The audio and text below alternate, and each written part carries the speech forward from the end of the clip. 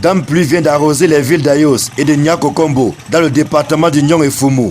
Il doit même marcher à pied comme nous comme ça.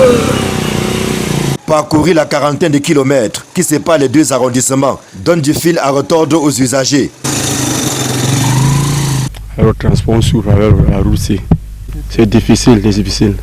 Parfois, on tombe en couleur jusqu'à on souffle.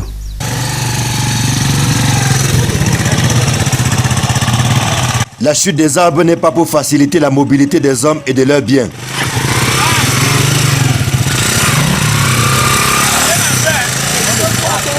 L'image de ce taxi coincé dans un bourbier résume la somme des souffrances qu'endurent les populations au quotidien. Déjà, pour partir d'Ayos et arriver à Kobdombo, c'est tout un calvaire.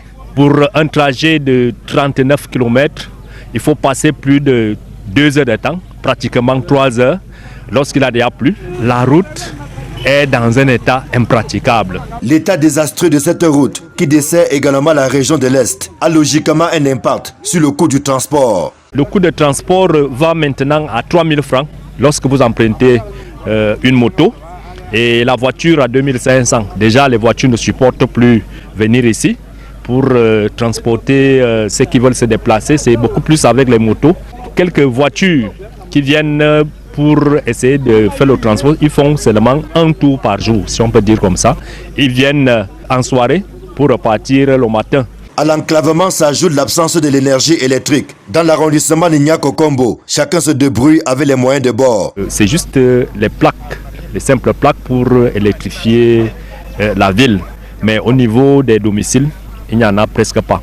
Les gens se contentent soit des petites plaques là pour illuminer leur maison, ou alors des lampes tempête. Donc pour dire que l'électricité en temps normal au niveau du centre-ville de Kobdombo n'existe presque pas. Quant à l'accès aux soins de santé, c'est la mer à boire. Un enfant meurt du paludisme, une femme enceinte n'a pas les soins qu'il faut parce que les soins ne sont pas rapprochés. L'hôpital le plus proche est peut-être à 40 km. Et à 40 km, ça veut dire que vous devez prendre une moto. Et si vous êtes en saison pluvieuse comme maintenant, ça fait que la distance et le manque de moyens, ça fait double souffrance. Et là maintenant, le taux de décès est très élevé, surtout chez les enfants de moins de 5 ans et les femmes enceintes. Dépourvus de ressources financières, les recettes propres étant quasiment insignifiantes, l'exécutif municipal se débrouille comme il peut pour améliorer les conditions de vie des populations.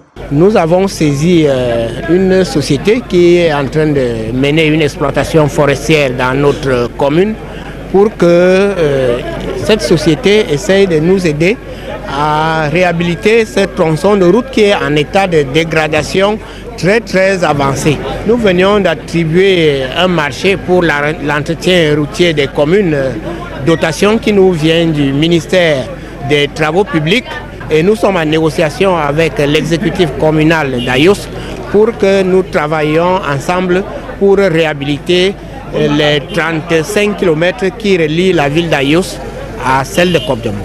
C'est dans ce contexte fait de défis que le nouveau sous-préfet de Niakokombo prend fonction. Pierre Ndjiki reçoit du préfet du Nyong et Fumu une feuille de route bien tracée. 3 recommandations majeures: la salubrité, la sécurité et le développement. Parce que vous savez que tant qu'il n'y a pas de sécurité, on ne peut pas avoir de développement.